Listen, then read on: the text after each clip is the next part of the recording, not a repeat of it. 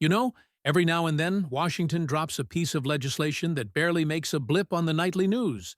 But for those of us who actually shoot, train, and buy ammo by the case, it's a game changer. And this month, just before the 4th of July fireworks even hit the sky, they signed off on one of the biggest defense spending packages we've seen in over a decade. Now, most folks are busy arguing about the political noise wrapped around it, but buried deep in those pages is something that'll hit our local gun shops, online retailers, and range ammo bins harder than anything else in that bill. I'm talking about serious money, billions, flowing straight into America's ammunition production system. Here's the kicker. If you've been watching ammo prices the last few years, you know the drill. In 2020, a 1,000-round case of 5.56 NATO that used to run you $400 suddenly shot past $1,000, if you could even find it. Shelves went bare, small shops were begging for stock, and online orders were backlogged for months. Well, this new bill, it's designed to make sure that doesn't happen again. We're talking massive upgrades to plants like the Lake City Army Ammunition Plant, the same place cranking out millions of rounds that end up in civilian hands every single year. They're not just topping off military stockpiles, they're reinforcing the whole supply chain, so regular shooters like you and me can keep our mags full without taking out a second mortgage. And if you think this is just government business with no civilian impact, you're dead wrong. History says otherwise. Half of the small arms ammo from facilities like Lake City flows right into our market, meaning your next range trip, your hunting season, your training course, all of it just got a lot more secure. Let's break down the real firepower behind this bill. First up, there's $100 million locked in to ramp up production of 5.56 NATO and 7.622 NATO, two of the most widely used calibers on the planet. On paper, that sounds like a military-only play, but if you know how Lake City Army Ammunition Plant operates, you know better. This isn't some top-secret bunker cranking out rounds only for Uncle Sam. Lake City is a production giant, turning out hundreds of millions of rounds a year. And historically, almost half of that ends up in civilian hands. Hunters, competitive shooters, weekend range warriors, all of us have felt the ripple from what they make. And this isn't new. Back after the Vietnam War, when the military downsized, many ammo plants faced a grim choice: either take civilian contracts or let the lines go cold. Civilian sales became the lifeline that kept skilled workers on the job and machines running hot. So when a national call came, production could surge instantly. That balance between military readiness and civilian access has kept our ammo ecosystem alive for decades.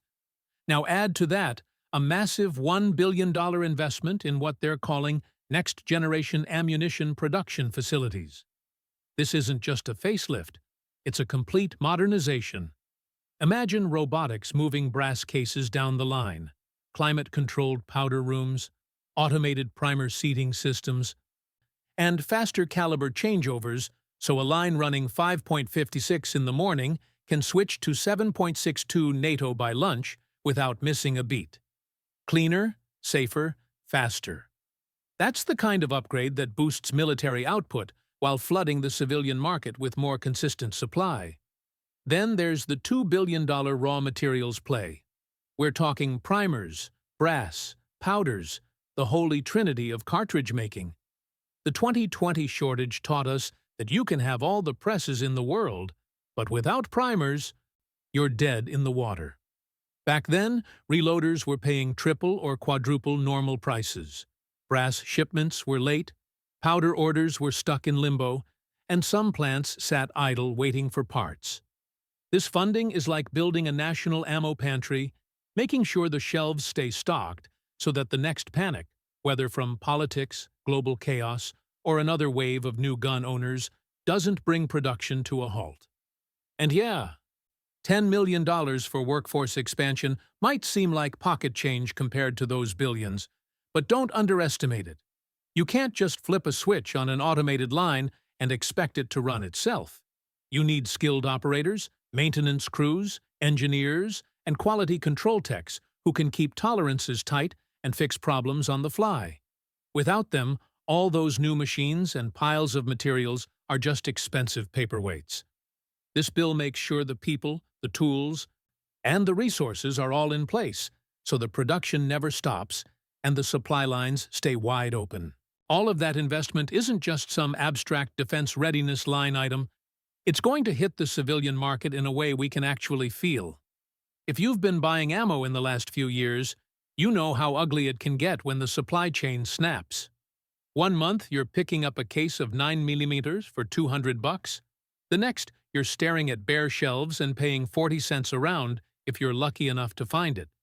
With this bill pumping billions into machines, raw materials, and skilled labor, that feast or famine cycle starts to break.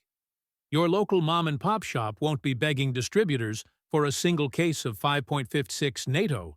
Your go-to online store won't be plastered with out of stock across every caliber. And instructors teaching concealed carry or rifle courses won't be scrambling to find enough rounds for students. And here's the big one. Steady supply kills panic buying. When shooters know they can grab the same ammo next week for the same price, they stop hoarding, which means shelves stay stocked, prices stay sane, and the whole community benefits. That opens the door for more training, more range days, and more confident, competent shooters. Whether you're a brand new gun owner still learning the basics or a seasoned competitor pushing for tighter groups. Availability equals trigger time. Trigger time builds skill. And skill is what keeps our community safe, sharp, and ready. This whole setup isn't some brand new brainstorm from a conference room. It's rooted in decades of how America has kept its ammo plants alive when the shooting stopped overseas. After the Vietnam War, when the military downsized, a lot of our ammunition facilities were running on fumes. Civilian contracts weren't a nice bonus. They were the only reason those lines stayed warm, the only way skilled workers kept their jobs, and the only thing standing between a ready military and a cold start if conflict broke out again. That pattern held through the Gulf War, the War on Terror, and every slowdown in between. Civilian demand kept the gears turning so the military could ramp up instantly when needed. Fast forward to 2020, and we saw another hard lesson. The pandemic didn't just disrupt daily life. It exposed just how fragile our ammo supply chain really was. Primers stuck overseas, brass shipments stalled, powders delayed, and factories here at home idling while demand went through the roof. That wasn't just inconvenient, it was a warning shot. This bill is the answer. Rebuild the infrastructure, secure the materials, and bring critical manufacturing back on U.S. soil, so that next time, we're not waiting on a container ship to get back to training. And the timing? Getting this signed just before Independence Day was no accident. For a lot of Americans, ammo isn't just metal and powder. It's the physical representation of preparedness, responsibility, and freedom. The freedom to train, to protect, and to stay sharp without asking permission.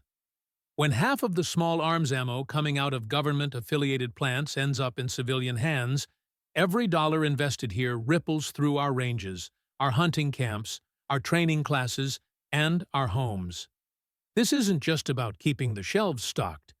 It's about keeping the culture alive, the skills honed, and the next generation ready to step up when it's their turn. So yeah, on paper this might look like just another line in a massive defense budget, but for those of us who actually shoot, train, and buy ammo, it's a straight-up win. More machines, more materials, more skilled hands on deck. That all translates to more boxes on shelves and fewer price spikes that make you think twice about hitting the range. Whether you're a weekend plinker, a serious competitor, a hunter gearing up for the season, or someone who just wants to keep a few loaded mags for home defense, this bill is going to make a difference you can feel. And it's not just about saving a few bucks. It's about stability, preparedness, and making sure America's ammo supply stays in American hands. That's good for the military, good for the civilian market, and good for every responsible gun owner who believes in staying sharp. Make sure you like, subscribe, and drop a comment down below. Stay sharp.